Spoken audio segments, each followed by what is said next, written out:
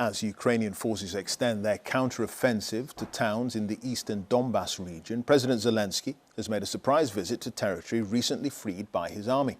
In the city of Izyum, he vowed to take back all Ukrainian territory from the Russians, but said he didn't know when. In a moment, we'll assess how significant the Ukrainian advances are. But first, our senior international correspondent, Orla Guerin, has the very latest from the Kharkiv region in the northeast. After months of shattering losses, plenty to smile about. Ukraine's President Volodymyr Zelensky came to thank his troops for their stunning advance. Everyone wanted a selfie. This was in Izyum, a strategic city now free of the Russians. He's vowed to drive them out everywhere else. So it means that we will come. I don't know when, and nobody knows when.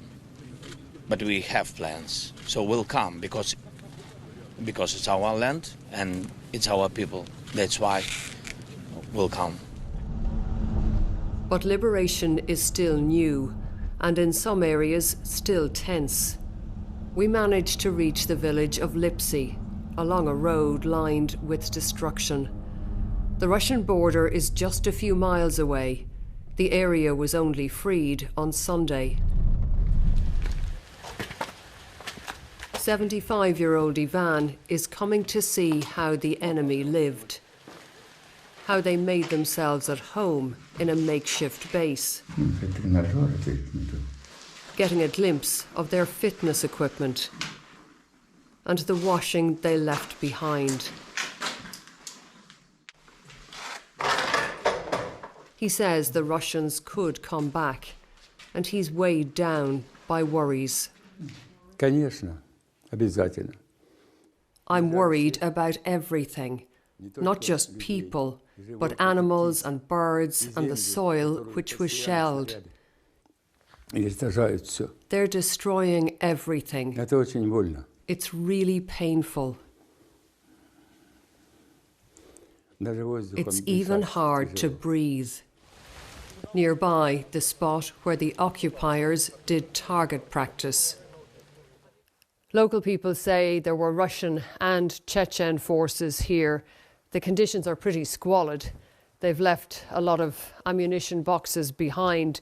Some of them even fled without their boots, which were left outside. But over here on the wall, one interesting detail, a single word which someone has written in broken English: sorry. Galina says they should be sorry. Her garden used to be carpeted with lilies. Now it's littered with the debris of a Russian attack. She tells me the occupiers hid in the trees and fired day and night. I'm not the way I was, she says. I haven't recovered.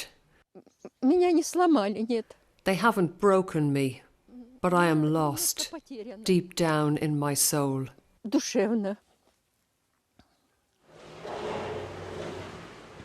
Now, somehow, Galina and her neighbours must rebuild. But the trauma of occupation is writ large here. And Orla, tonight there are reports of a Russian attack on President Zelensky's birthplace. That's right, Clive. The Russians are continuing their pattern of attacks on critical infrastructure. The latest is in the central Ukrainian city of Clive Myrie.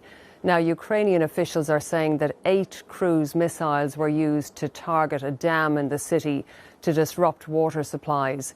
And within the past hour or so, we heard a very loud explosion here in Kharkiv. We're not sure yet what was hit. There's been no official information. But earlier in the week, the power and electricity and water generating capacities were hit here too. Now, the Ukrainians say this is Russia trying to get its revenge for the offensive. It's very clear the authorities here, having gained momentum, having made these extraordinary advances, are determined to try to keep pushing forward. They're trying to move forward now in the eastern Donbas region to get closer to cities that actually fell to the Russians a few months ago. And a source in Ukrainian special forces said to us today that The battles here had been so successful, the Russian performances so poor, that they had recovered enough Russian equipment in the past few days to make up for almost everything they lost since the war began. So there is a real sense here that Ukraine is determined to push forward, and for now Russia is hitting back mainly from a distance with missiles. OK. Orla, thank you. Orla Guerin there, reporting from the city of Kharkiv. So, how surprising was Ukraine's counteroffensive, and can their troops hold the newly won ground? Our international editor, Jeremy Bowen, is here with his analysis. Jeremy. Thank you, Clive. Russia has suffered a serious defeat. This is Ukraine's biggest victory since they stopped the Russians at the gates of Kyiv back in March. Now, at the beginning of this month, the red area was occupied by Russia, and this is now. Ukraine has recaptured an area around 4 times the size of Greater London. The Ukrainians have shown that they can mount an agile, well-planned offensive. So, how did it happen? It started with deception in the south.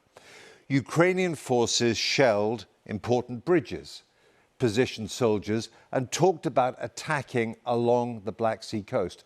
The Russians took the bait, moving some of their best units into the area. So Ukraine sacrificed one military virtue, surprise, to gain it in the far north. When they attacked near Kharkiv, thin Russian defenses broke. You can see from the amount of equipment that they abandoned that it was a rout, not a fighting retreat, or as the Kremlin claimed, a redeployment. More evidence of low morale. It was also another Russian intelligence failure. They were taken by surprise. In contrast, NATO, especially the US, has given Ukraine the edge in intelligence with real-time information and the weapons to exploit it.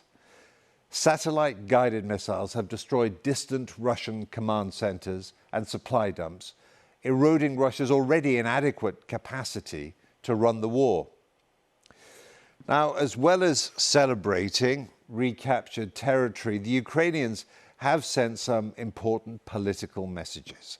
They needed a victory to show less hawkish NATO allies that now the new Western weapons might even win the war. They want more of them, and soon. So what happens next? Well, President Putin will not consider himself beaten. Russia still occupies around 20% of the country, including areas it seized in 2014, circled here in black. Putin will try to hit back hard. He might issue more nuclear threats, which it would be foolish to ignore. On the front lines, it looks as if the Russians are not clear what they're fighting for. Ukrainians have no doubts. For them, it's about national survival. Clive. Jeremy, many thanks. Jeremy Bowen there, our international editor.